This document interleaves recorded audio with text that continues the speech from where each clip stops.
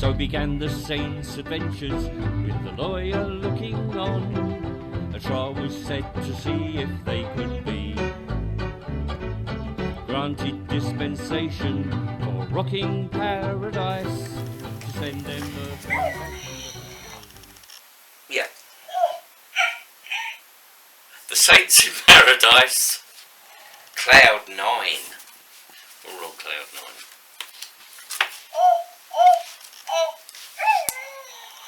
Wasn't that funny? Right, are we alright?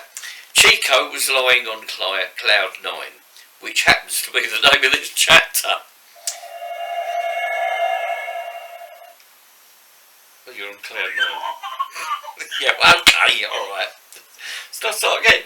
Chico was lying on Cloud 9, which happens to be the name of this chapter, with his head in Malika's lap. Ah, Malika was stroking his little blonde curls.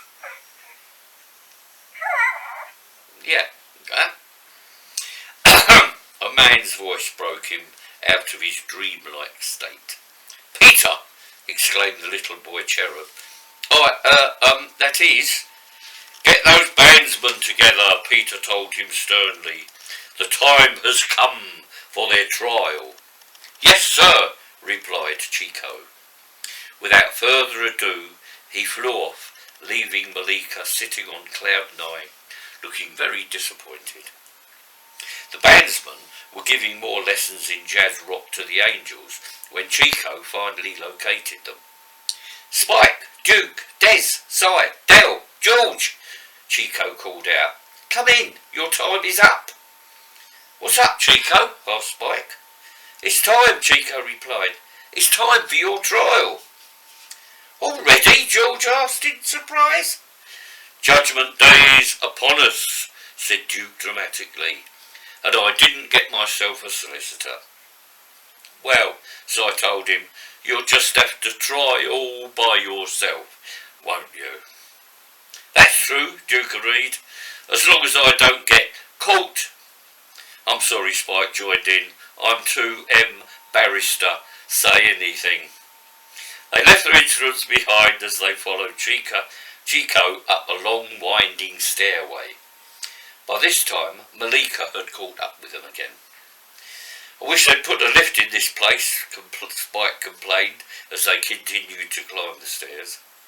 "I'll take steps to see what can be done," Duke told them.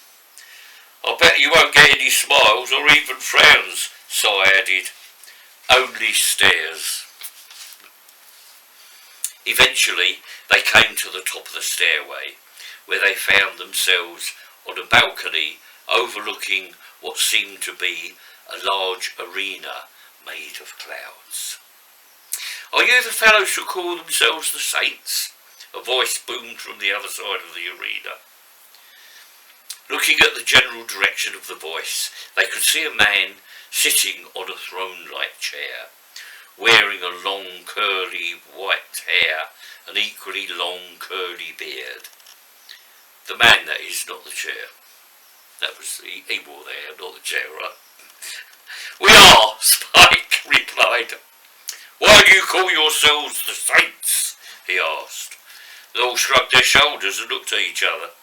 "It's a name, isn't it?" Duke replied. "As good a name as any." "So," he asked them, "do you see yourselves as good men?" They all looked at each other again, then back to the man, and nodded in unison.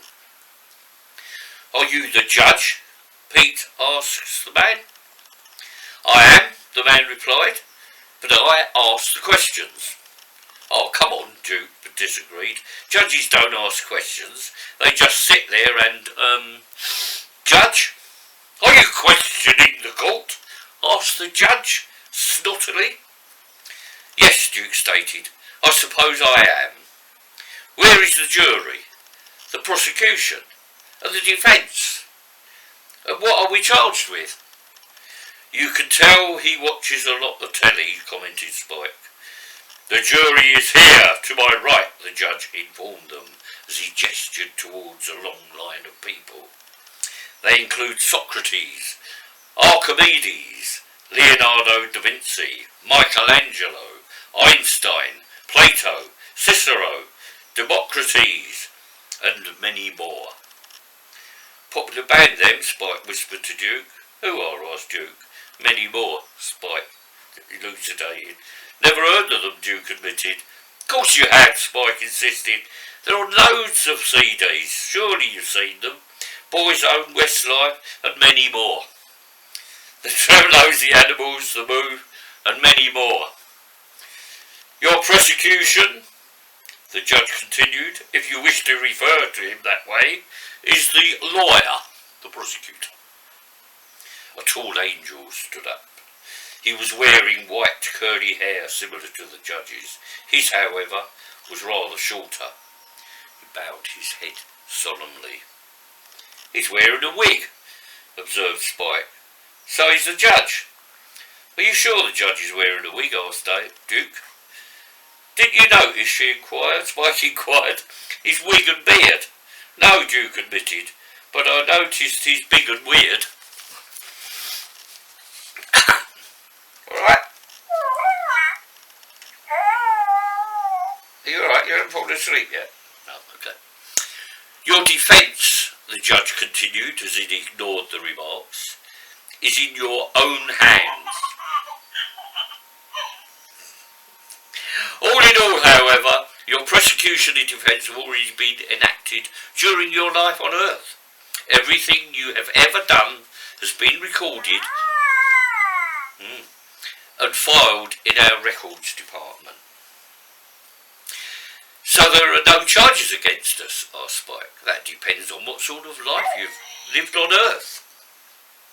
Thank you. The judge replied, the lawyer will tell the court of any misdeeds done by any of you during your life on earth. The lawyer stood up and unrolled a parchment. Made of cloud, of course.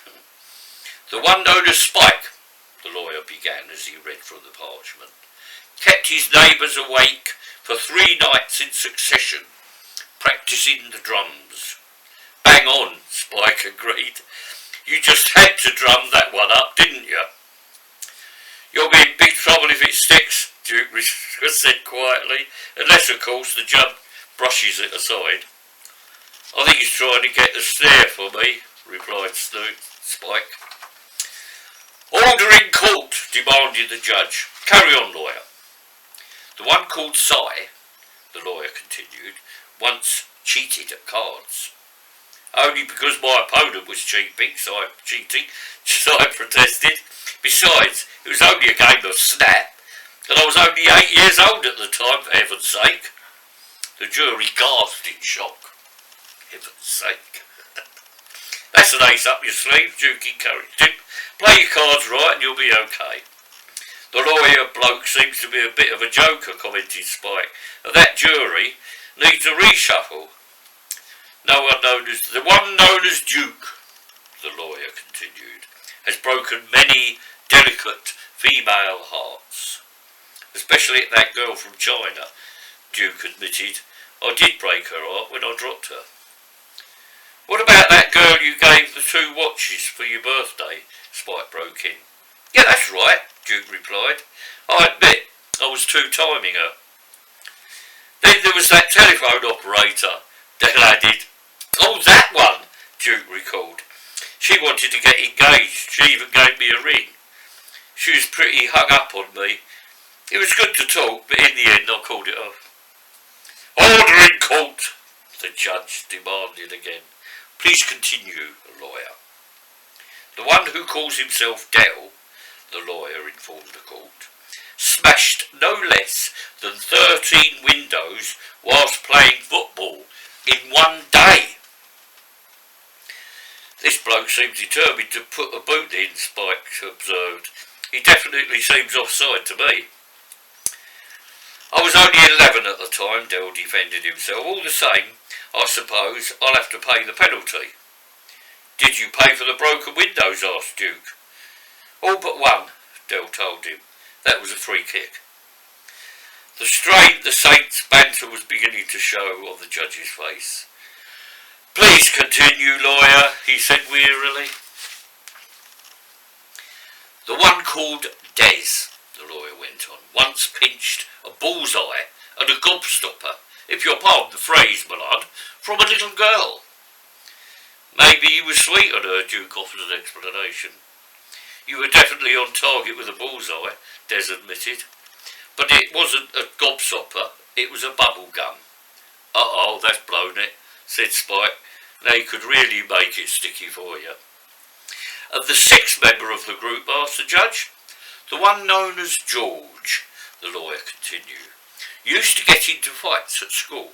He once gave a boy a black eye, a broken nose and a grazed knee. I'm afraid that's true, George admitted. He was pretty cut up about it at the time. That's not all, the lawyer continued. He also shot a dog once with an air rifle. Was it mad? Asked Duke. Well, it wasn't very pleased, said George. Anyway, it bit me. Where? Asked Spike.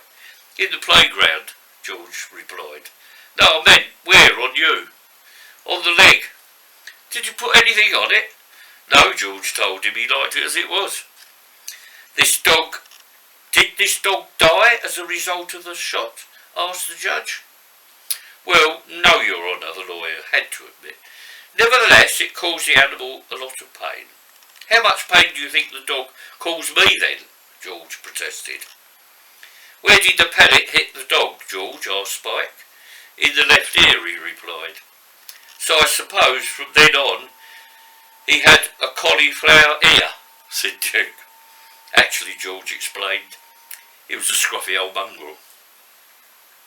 He was a bit dog-eared then, eh? Said Spike. What about the things in our favour? Asked Del. I bet between us we've done more good things on Earth than bad things.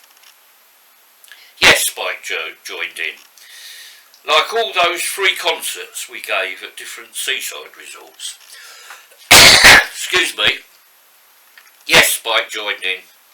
That's true, Duke added. We became quite famous for our seaside rock. What about that song you wrote for the Egg Marketing Board? Des reminded them. Yes, Spike egged him on. That one had a good beat. I remember that was a bit of a scramble to buy the record, Duke added. It was sold 8 by Friday. What about the offers we've made to help the starving millions? George broke in. Yeah, Duke told them. We didn't make any bread out of that. You must admit, Spike pleaded to the judge, it's food for thought. Not that we want to make a meal out of it, Duke told them, but I'm fed up with all these accusations. Well, the judge summed up, the good deeds done by these people seem to outweigh the bad deeds. Just one more point, though, Your Honour, the lawyer broke in. I have the records appertaining to these young men since they entered some paradise. When you hear what I have to say on that subject, I think you may well change your mind. Chico and Malika sat in the cherub gallery, looking very worried indeed. We are the saints, we are the saints in paradise. Thank you. Oh, sorry. Yep. Yeah. Hello, little baby. All right. Good, isn't it? Paradise, sitting on a cloud to be precise. Playing our funky music, the angels up above, spreading happiness and peace and love. Spreading happiness and peace and love.